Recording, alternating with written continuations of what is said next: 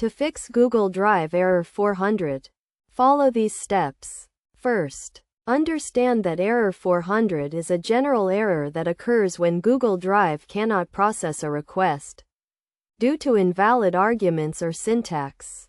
Step 1. Check your internet connection to ensure it is stable and working properly.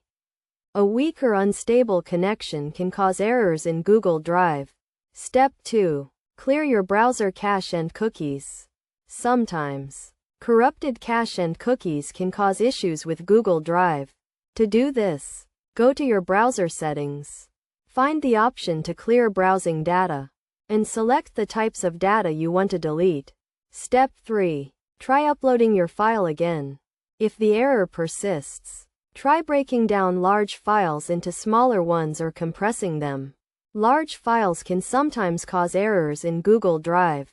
Step 4. Check file type and size limits. Google Drive has limits on file types and sizes, so ensure your file is within these limits. Step 5. Disable any recently installed browser extensions.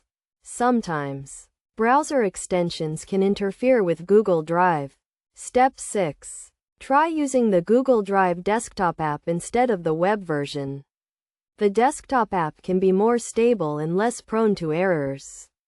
Step 7. Contact Google Drive support if none of the above steps work. They can provide further assistance and help resolve the issue. By following these steps, you should be able to fix Google Drive error 400.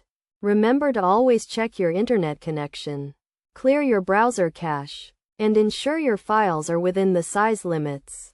Regularly updating your browser and Google Drive app can also help prevent errors.